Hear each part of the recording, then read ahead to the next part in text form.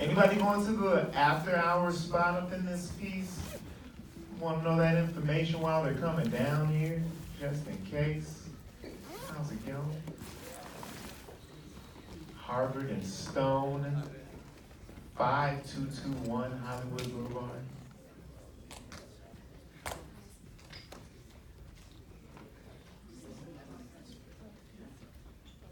How's it going? Coming down here, sir?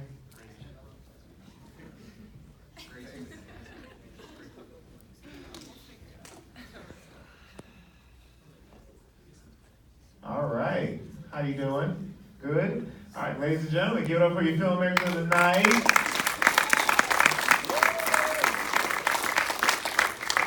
Thanks for y'all films. Thanks for hanging out. Thanks for staying. So let's get into this Q&A. I'm going to ask your name, which film you're part of, and what position you had on the film.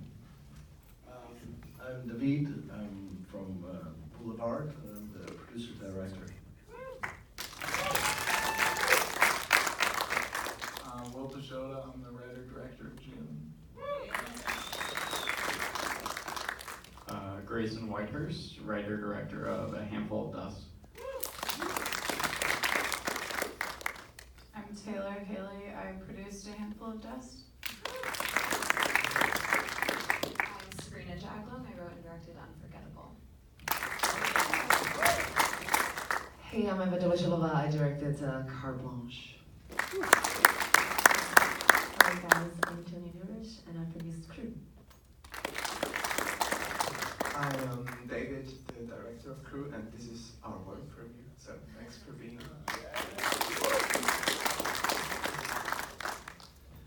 Okay, so this is the thriller block. So I like to come up with questions based off the block sometimes. And one thing that when I think about thrillers is like, how do you come up with a story around your fear? You know, you gotta add all the characters in there and come up with okay, well this is gonna reveal at the end. Like, where does this come from in your brains? Like, where does the inspiration come from? Whatever, I don't know.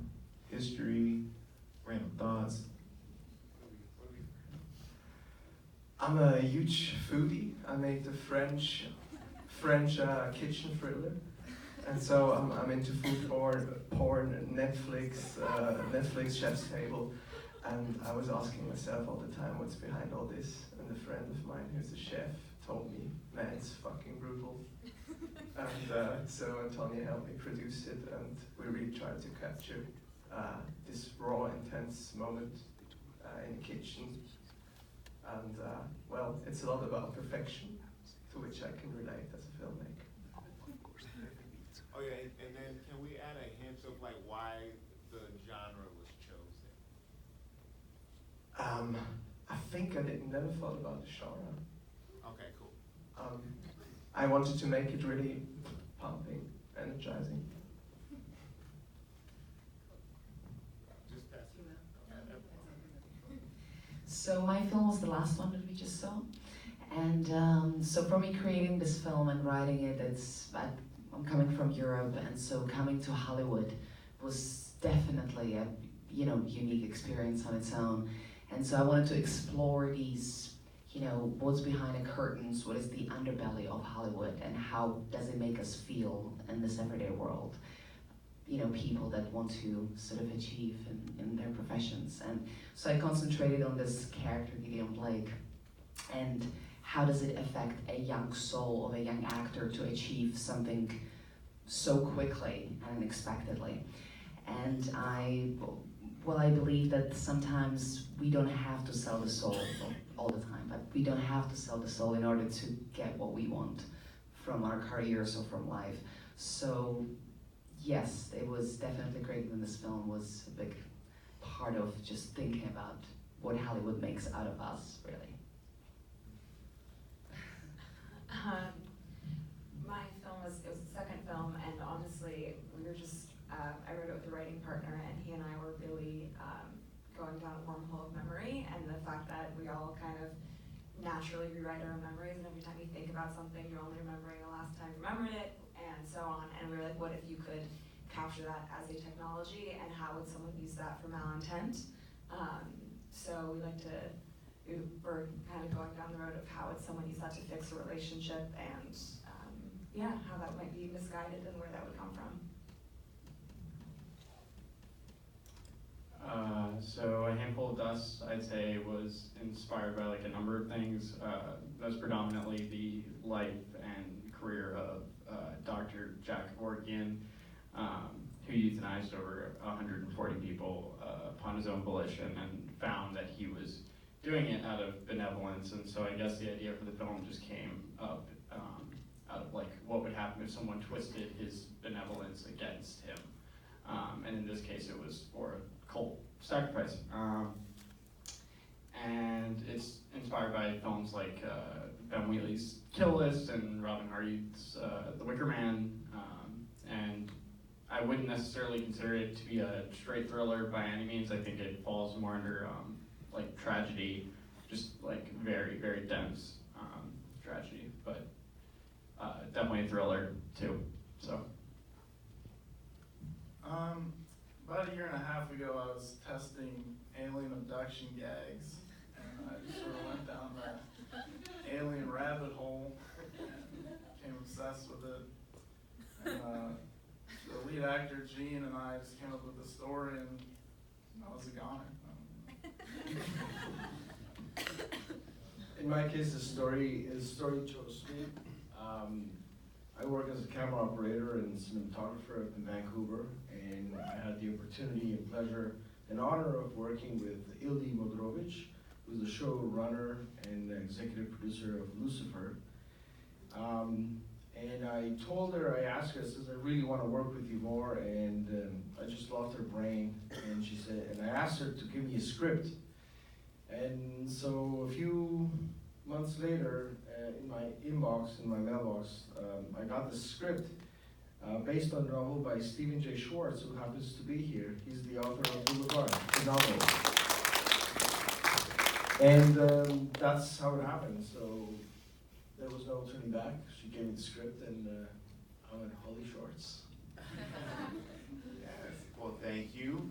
I'm trying to think if I had some really like cool question. I want to go to the audience. My favorite part is just like getting a bunch of questions from out here. Who has questions? Anything of the films up here? Bam. Hi. Me? Yes. Okay, I have a question for Ava's Carte Blanche. What I love about your past films, and this one in particular, is you have this beautiful way of capturing surrealism, in a sense, in your films. And I would just love to hear more about that and what inspires you specifically in capturing something in the mind that is not so real and tangible. Right, yeah. Thank you. Crazy echo with this microphone anyway. But no, I started as a surrealist filmmaker, and actually what's very interesting about Czech people, that's where I'm from, the most celebrated director in the Czech film schools is David Lynch. And it's really interesting because we have this surrealism within our country, and during the communism, when they barged in with the tanks and everything, everything was killed at the time. And so I was born like post-revolution, but somehow it still remained in me, this genre. And we have this incredible filmmaker, it's a stop-motion filmmaker, his name is Jan Schwankmeyer. Woo! And somebody Hell yeah. in the audience, I love it. And so I believe it's very much in my DNA somehow. But my first film, Sound of Sun, that was with Suki Bordehouse, and Sean Penn had a cameo, and I was in that one too. It came to me through my dreams. So I do communicate a lot with my subconscious.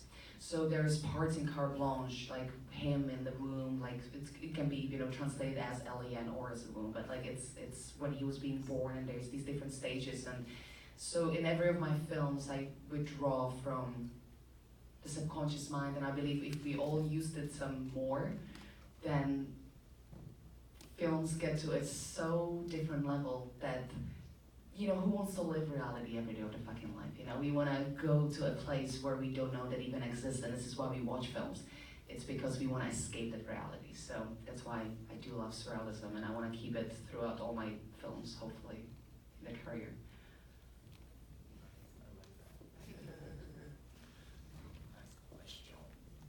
Another question? Okay, no? Okay, very inspired. I'm producing a short film right now, and this would be the first one, so I'm always curious about filmmakers who have made short films, like what they wish they knew before they started. That's a good, I like that. Just do it. Before you start. Think about the execution. When I wrote it, I didn't realize I need chefs in the background. And then my cinematographer told me like, dude, that you need to have a lot of extras. And I was like, oh shit, oh yeah, that's true. So, and I would always think, what kind of location do you have? We had to we had to search so long for a kitchen, and it was a nightmare. We were lucky in the end, but right with something, something which is accessible. And maybe out of a producer perspective, before you start, maybe first have a look on how many cash do you have, or do you have some resources to get that? Because normally when I produce, there's this huge vision, and then normally it's yeah, but we have to do it fast, And then if you then don't have resources, or if you don't have enough people, it kind of gets a bit fast. So it's always good to know what you want to have, if you have the people, if you have the resources. Yeah. I'll say have a very good relationship and communication with your director. I think a lot of short films are made on small budgets over very short periods of time, so it's kind of a good relationship thing, but have people who are on board with that kind of filmmaking and who are on board with creating a product in a small period of time and putting their passion into it, so otherwise it just won't work. Similar to that vein, I was going to say work with people that you trust. Don't rely on somebody that you think is going to help propel you. Find people that you really connect with, that you want to be in your film family, because you go through hell and it's really hard, and you want to be around people that you actually enjoy being around. You need battle buddies. Yeah. Yeah, I think what I appreciate about Taylor and why I choose her to be a producer on most of what I do is because she finds herself to be kind of intrinsically tied to the creative DNA of what's going on, and not just the logistical accomplishment. She'll call me out and ding my shit. She'll say this is bad. Change this. And I think a lot of producers are kind of afraid to do that. They're afraid to branch out into the creative ballpark, and I think that's kind of a really important part of it. So don't just budget crunch, and don't just stay by a spreadsheet. Really initiate your voice into what the product is going to be, because you're an important part of that too. The true baby too. I wish I knew that I could just go out and make my film, and that I didn't need a whole cavalry of people.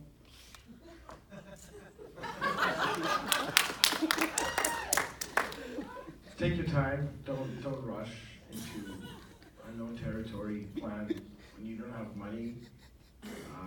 Hopefully you have time. Just take your time. It's like a piece of clay, like a bunch of clay, and just mold it. Other filmmakers said here, your relationship with your director, the rest of the crew, your key creatives, production designer, cinematographer. But take your time. Take your time. Don't rush because you want to get your movie into Hollyshorts. If you don't get it this year, you'll get it next year. And so. Thank you. This is like the chill end down here, Just get it done. I'm leaning. I was cause it's going to chill. Oh, we're right here. Let me get a question. Carte blanche. Yes. Was that a subtle warning to filmmakers, actors, anybody that want to be in Hollywood about the underbelly of Hollywood that nobody likes to talk about, the satanicism and all that crazy stuff, the occults and all, selling your soul? without really saying it, but that was a nice way to kind of warn people. Is that what it is? Thank you. I really do appreciate that. I appreciate that.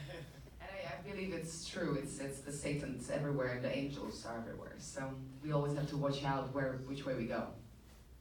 Because it's only up to us, really. And Hollywood's making it very difficult to choose. Apparently.